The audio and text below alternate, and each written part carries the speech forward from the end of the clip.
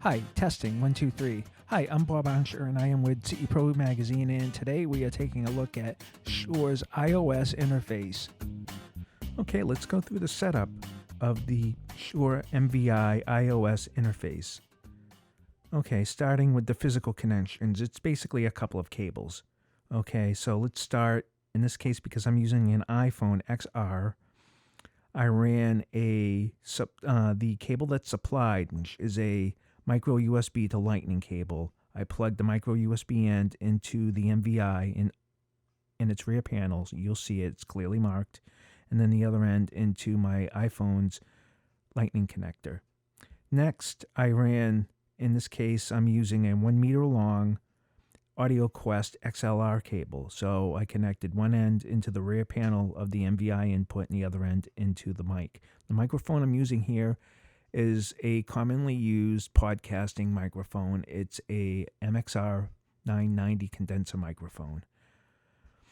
The final step in the physical connections is headphones. In this case, you'll see on the rear panel a 3.5 millimeter input. I simply plugged, in this case, I'm wearing a set of in-ear monitors. And I simply plugged those in, and now I can monitor myself. With all the physical connections made, the next step is to open the app. You can either open the app first or the connections. I've done both ways, and the key thing is that either way you do it, you'll want to look at the MVi's front panel to make sure that the LED lights light up green to indicate that you have power and that you can use the app. With the app open and the interface responding, you can go into the app, into its settings, and you can adjust options that include compression, EQ, and mic gain. And in this case, I'm using a condenser mic here.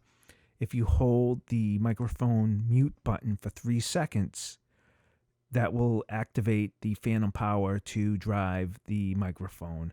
You'll know phantom power is engaged simply. You can look on the rear panel of the MVi and you'll see a red light that indicates that phantom power is in use. You'll also hear yourself too through your headphones, but it's as simple as that. It takes a few steps to set the MVi up and get it running for recording anything. Guitars, dialogue for podcasting. Out in the field, you could use it for interviews and whatnot. And it's a really easy interface to use. It's Apple compatible, which is important for the tons and tons of Apple users out there.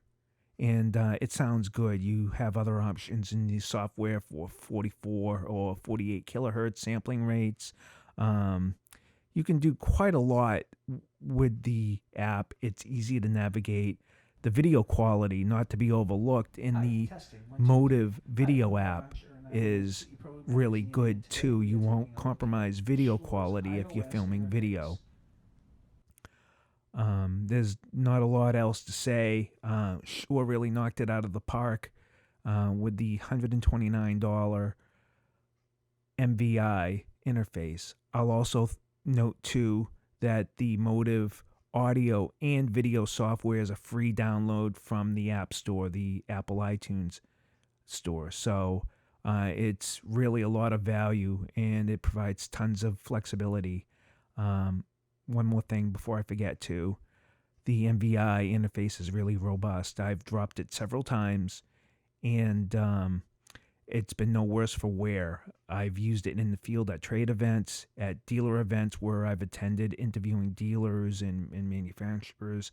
I've used it at home to record guitars. It's a really good unit.